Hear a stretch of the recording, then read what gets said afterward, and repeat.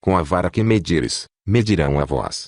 Uma objeção que costuma ser levantada contra as testemunhas de Jeová por parte de vários grupos chamados cristãos, é de que é uma atitude arrogante da parte delas julgarem-se seguir a única religião verdadeira, sendo esta afirmação de exclusivismo um insulto, agravado pelo fato de terem as testemunhas de Jeová passado por ajustes em sua visão acerca de alguns assuntos e de reconhecerem que cometeram alguns equívocos em suas interpretações. Da perspectiva destes homens, isso tornaria a organização das testemunhas de Jeová desqualificadas para reivindicarem ou alegarem seguir a única religião verdadeira. Este tipo de argumento e objeção, geralmente vem de grupos que se denominam cristãos e que discordam de que as testemunhas de Jeová sigam a única religião verdadeira. Mas vamos analisar com calma alguns detalhes que nos ajudará a perceber que os da cristandade ao agirem assim para com as testemunhas de Jeová, criticando este posicionamento delas, mostram-se hipócritas, pois criticam aquilo do qual fazem uso para patrocinar seus interesses.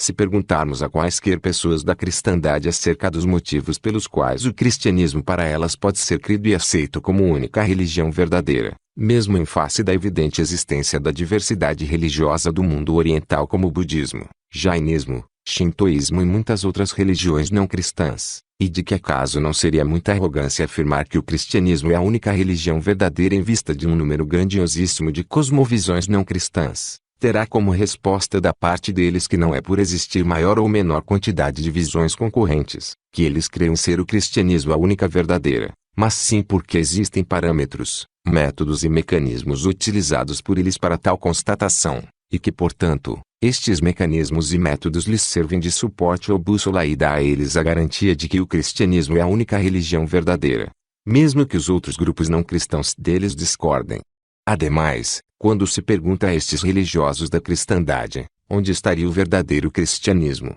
em qual denominação, eles de modo geral afirmam que o cristianismo está espalhado por todas as denominações cristãs ou grupos que professam ser cristãos e que estão espalhados pelo mundo, existindo desde o primeiro século era comum, estando Deus reconhecendo os seus. Dizem isso porque são ecumênicos neste aspecto, e dizer o contrário os faria ter de escolher ou apontar qual a denominação religiosa cristã dentre as milhares existentes no mundo seria a que alegam seguir a religião única e verdadeira. No entanto, ao afirmarem que seu cristianismo ecumênico é a única religião verdadeira, já estariam se mostrando arrogantes, tal como eles mesmos dizem ser o caso de uma organização que reivindicasse seguir a única religião verdadeira. Aqueles caem no erro de criticar um posicionamento ao qual eles mesmos defendem em relação a si. Isso é hipocrisia, pois como podem condenar o exclusivismo quando eles mesmos em depreciação de organizações não cristãs, utilizam-se de parâmetro e métodos para fazer justamente esta distinção exclusivista.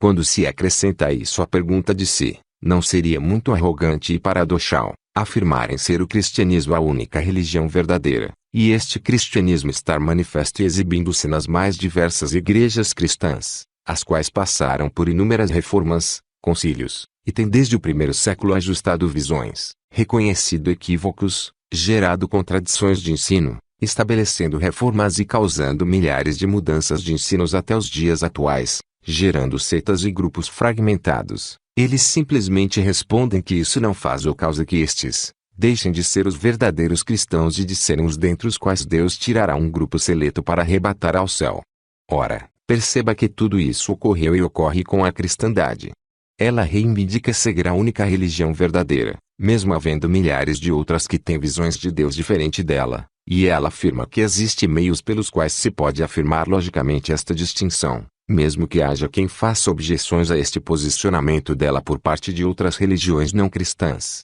Igualmente esta mesma cristandade passou e tem passado por atualizações, concílios, reformas e diversificações de ensinos que colecionam milhares de mudanças de ensino, mas que nem por isso eles, neste caso sob a perspectiva deles, a desqualificam como sendo o único organismo que é a religião verdadeira. Ademais, se fosse assim como dizem os da cristandade, nem mesmo a cristandade poderia então criticar as testemunhas de Jeová como desaprovadas por Deus, uma vez que elas seriam apenas mais um grupo com suas distinções específicas num universo já diversificado de diferenciações chamado de cristianismo.